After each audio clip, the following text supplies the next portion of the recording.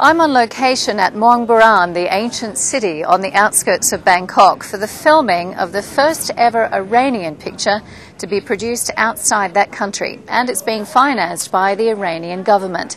Now, in a moment, the set behind me here is going to come to life, but first, let us show you a little bit about what takes place behind the scenes. Bangkok's ancient city tourist attraction, otherwise known as Muang Buran in Thai, was the ideal location for a key wedding scene for the movie. The attraction itself is a recreation of Thailand through the ages, and the floating market here was brought to life for the crew of Iranian actors, whose movie, The Maritime Silk Road, is a story of the travels of ancient Persia's great sea explorers. The lead character is a man called Solomon Siraf, who, according to historical documents, was the first sailor to cross the Indian Ocean to China. His route was the one that many merchants took to get their merchandise to the Far East.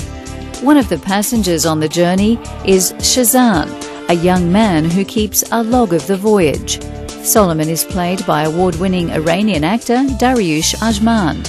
He's joined by some of Iran's top movie stars, including Bahram Radan, the handsome Brad Pitt of Iran, who plays Shazan.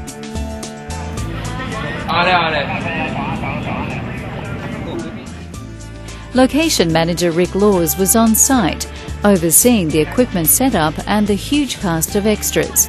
Thailand was the location for a mystery island visited by the explorers, and both Thai and Indian actors were recruited for the village roles. So, Rick, this is the set. It's all finally coming together for the big scene tonight. Yeah, it's a big set. We specifically rented the location because you couldn't physically build it. It's 1 kilometre in length in total.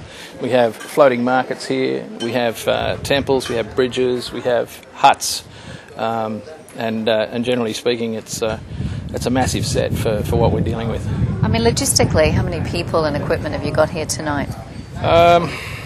Vehicles, probably just in vans alone, we've probably got about 20.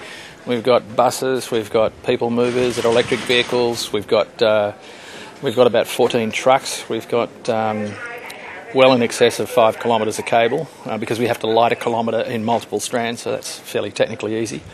We've got around 300,000 to 400,000 watts of lights at any one time, so when they call action, you can bet your bottom dollar that the meter's in turbo mode running on the lighting. So it's and we've got 124 crew tonight. We've got around 300 extras.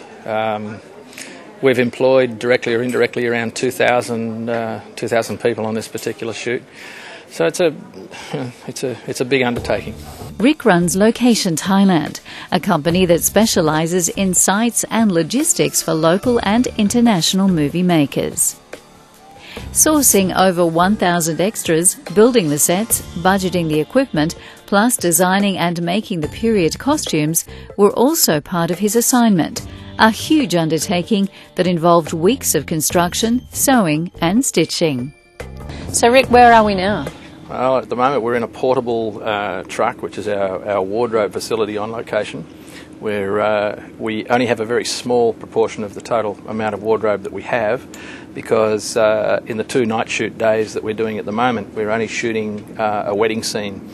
So appropriately, all this is reflective of what's going to be worn in the next 2 hours by all the extras.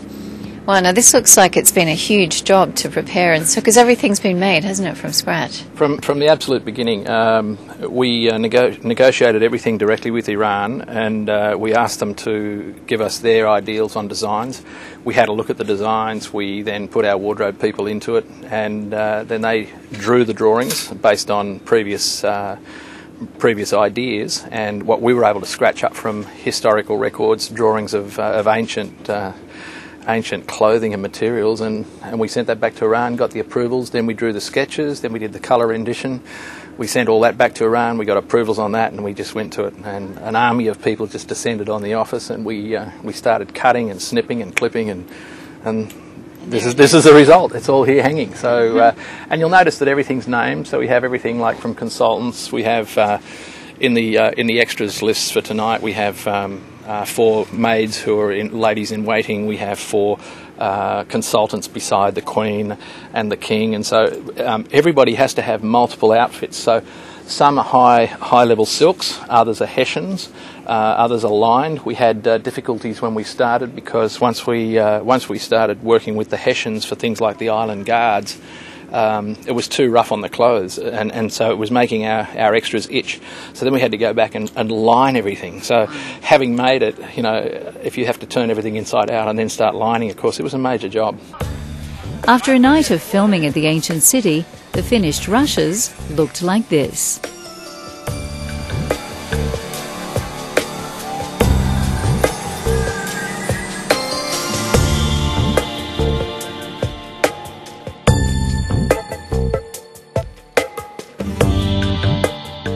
It was an ambitious undertaking for the cast and main crew, who were also filming in Iran and China.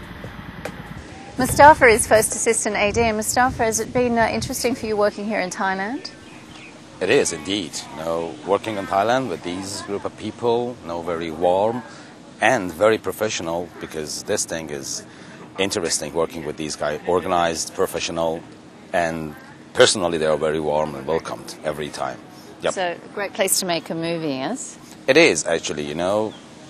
It has, you know, Thailand has a different and various natures, various and different, you know, cultures and everything. When you start, you know, moving from the south to the north, it's completely different. And we had a chance to work in 3 different towns, a little bit, you know, far from each other, and we saw these differences between everything. Yeah, they have. I think this is a big opportunity for everybody, every film crew, to come over here and shoot a film, anything related to Eastern Asia. It's fun. Yep.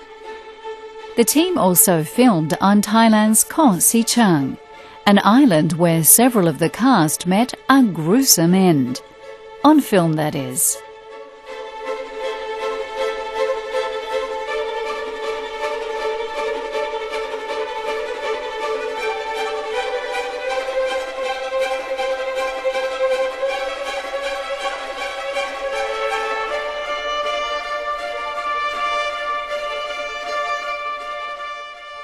A major scene was also undertaken at Muang Sing, the ancient Khmer temple ruins near Kanchanaburi, west of Bangkok.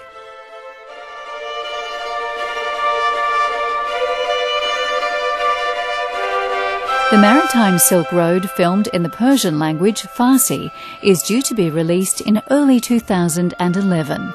It was written and directed by Mohammad Bozorgnia and cost around $10 million. It is regarded as one of the most significant films to be produced by Iran in recent years.